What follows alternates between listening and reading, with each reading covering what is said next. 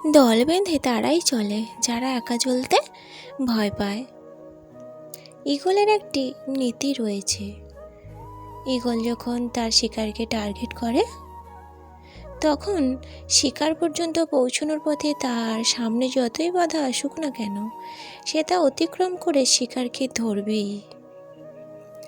ঠিক একই রকম অ্যাটিটিউড যদি আপনার মধ্যে থাকে, আপনি সব বাধা পেরিয়ে নিজের লক্ষ্যে অবশ্যই পৌঁছাবেন। ঈগলকে কখনো কাকের মতো দল বেঁধে উঠতে দেখেছেন? দেখেননি, কারণ দল বেঁধে তারাই চলে যারা একা চলতে ভয় পায়। ঈগল কখনো একা চলতে ভয় পায় না। ঈগল একা থাকতে পছন্দ করে এবং সবার উঁচুতে ওড়ে।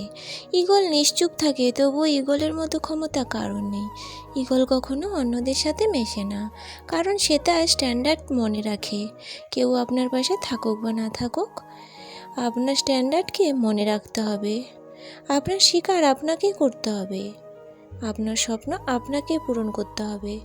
এতে কে আপনার পাশে থাকলো কে চলে গেল তাতে কিছু যায় আসে না। কিন্তু আপনাকে বুঝতে হবে, যদি কারোর সাথে চলতে হয় তবে কখন কিভাবে কার সাথে চলতে হবে, কারণ আপনার সফলতার যাত্রা আপনাকেই চালিয়ে যেতে হবে।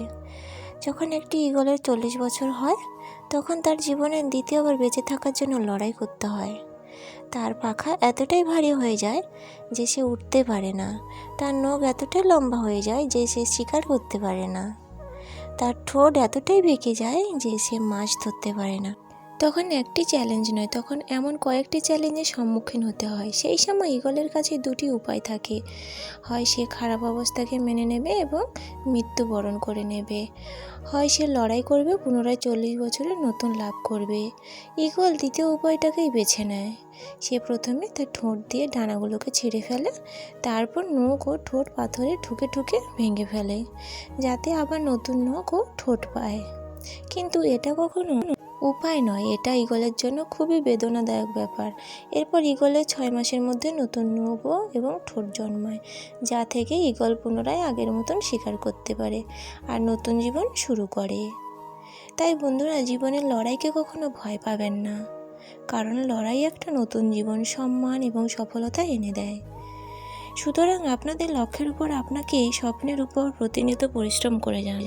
দেখবেন একদিন সফলতা আপনার মুঠোয় চলে আসবে। যখন একটি ঈগলকে শিকার করতে হয় তখন ঈগল কারোর জন্য থেমে থাকে না। হোক আবহাওয়া খারাপ, ঝড় হচ্ছে, বৃষ্টি হচ্ছে, তার শিকার অনেক দূরে। এতে তার লক্ষ্য বিন্দুমাত্র পথভ্রষ্ট হয় না, তার প্রথম লক্ষ্যই শেষ হয়ে যায়। তাই আপনার লক্ষ্যকে ঈগলের মতো সেট করুন। জীবনে আপনার সামনে যতই বাধা আসুক না কেন, আপনার লক্ষ্য অর্জন না করা পর্যন্ত আপনি আপনার লক্ষ্যের পথ থেকে এক চুলও নড়বেন না। যেখানে মেঘের সব পাখি ভয়ে পালায়, সেখানে ঈগল মেঘকে এড়িয়ে ওপারে চলে যায়। ঈগলের মানসিকতা এটাকেই বলে। পৃথিবীতে এমন কোনো চ্যালেঞ্জ নেই যা আপনাকে থামাতে পারে। আপনার মানসিকতা হেরে যাওয়ার জন্য নয়, লক্ষ্য পূরণের পথে এগিয়ে যাওয়ার মানসিকতা রাখুন, ঠিক ঈগলের মতো। সম্পূর্ণ ভিডিওটি দেখার জন্য ধন্যবাদ।